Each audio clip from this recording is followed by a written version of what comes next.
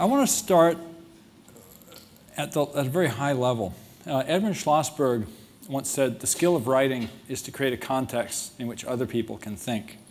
Now, we see all this amazing technology coming at us, but we need to understand the big picture of what it means and where it's going. And that's a little bit of what I want to talk to you about today. And in particular, I want to talk about the context that is taking us through this extraordinary convergence of technology and human potential, all the way to what we literally could call a global brain.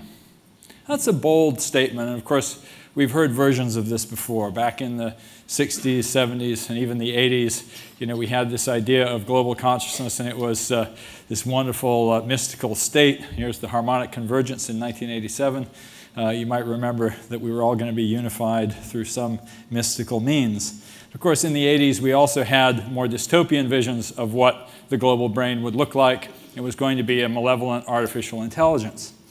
The reality has turned out to be something very, very different. Right?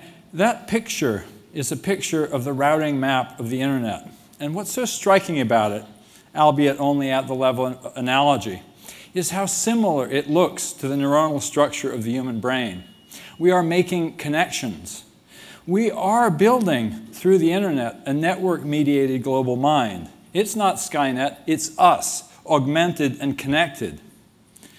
So, Jeff Bezos reported once a fascinating conversation that he had with computer scientist Danny Hillis, in which Danny remarked that global consciousness is that thing responsible for deciding that pots containing decaffeinated coffee should be orange. It's a deep, deep insight, very simple. But the fact is that our communication technologies are what allows memes like orange, Sanka's brand color, somehow becomes a universal symbol meaningful around the world.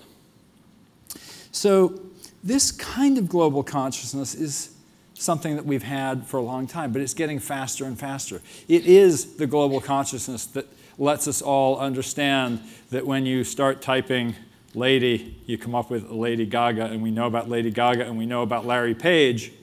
And this, in so many ways, is a triumph, as we've so often heard, of artificial intelligence, as is, for example, something like IBM's recent demonstration of Watson playing Jeopardy, what was thought for a long time to be a supremely human game.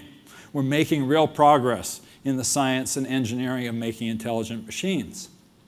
But there's another really, really important thread in the quest for computer intelligence, and it's not AI algorithms. There's an aspect that was originally talked about an incredibly seminal paper in 1945. It's actually an article in The Atlantic by Vannevar Bush called As We May Think. And he said, one cannot hope to equal the speed and flexibility with which the mind follows an associative trail. But it should be possible to beat the mind decisively in regard to the permanence and clarity of the items resurrected from storage. Consider a future device for individual use, which is a sort of mechanized private file and library. It needs a name, and to coin one at random, Memex will do. That was 1945. But of course, the World Wide Web is Vannevar Bush's Memex, or at least the current interpretation. In fact, you do a search for As We May Think, the first Google result is that original paper which The Atlantic has put back online. And sure enough, the speed and clarity of retrieval, just as Bush required, we can get to it in 2 clicks. That is an augmentation of our intelligence. It becomes even clearer when you think about our mobile devices. They literally can see around corners. We have a device now which we now start to take for granted, but it knows where we are better than we are. It is an augmented set of senses. We now are increasingly GPS-enabled humans, right? We are sensor-enabled humans. But there's a further element to this, and that is something that J.C.R. Licklider, another computer pioneer, and incidentally, the DARPA program manager who funded the work on TCP/IP and the early internet, wrote in a paper in 1960 called Man-Computer Symbiosis. He said the hope is that in not too many years, human brains and computing machines will be coupled together very tightly, and that the resulting partnership will think as no human brain has ever thought and process data in a way not approached by the information handling machines we know today. And actually, this human-computer symbiosis is, in fact, the most important thread that is making us smarter, that is tying us together. Back in 2004, I launched a concept called Web 2.0, which was really not a new version of the web, but it was really about the idea that there was something that distinguished the companies that survived the dot-com bust from those that failed. And all of the ones that succeeded in one way or another had figured out how to harness collective intelligence. And so a really simple example of that is the original insight that Google had, PageRank, which was that it wasn't just a matter of applying algorithms to crunch the data in all those documents. It was actually figuring out the links that humans made were actually an indication of value and meaning. And Google found more and more signal in the activity of humans. They were able to predict which ads humans would click on. We are all part of that Google machine. Every time we make a link, every time we click on a link, Google is harvesting our intelligence implicitly. And that is part of why we're being woven together ever more tightly into this global brain. But I want to talk about ways that this is happening less obviously, more subtly.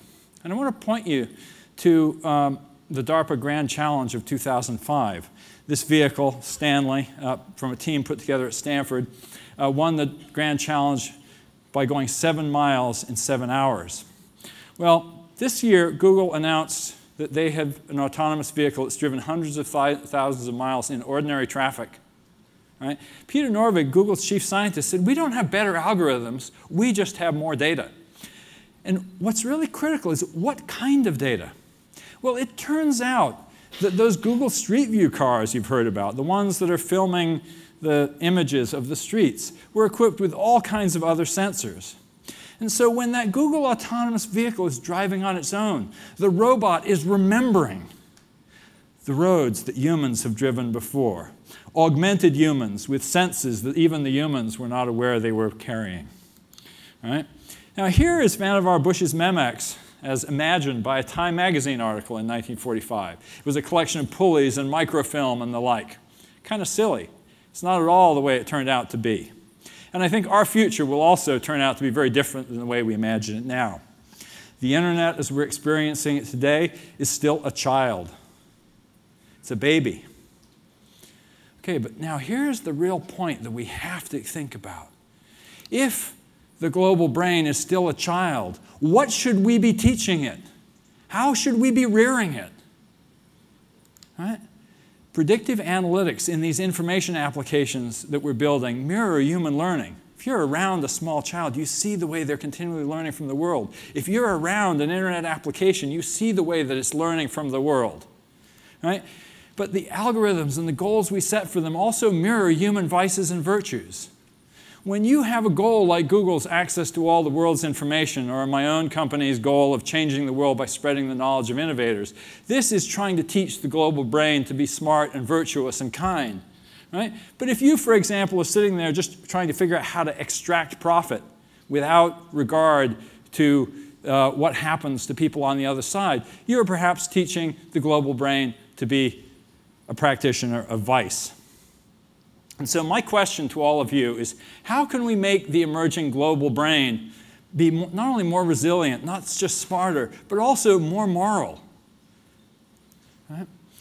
Mary Oliver, the poet, said, tell me, what is it you plan to do with your one wild and precious life? Now, here's the thing that's really obsessing me. If we are building a global brain, and it is our future child, our collective intelligence, right? We have only one child, only one world. We'd better get it right. Thank you.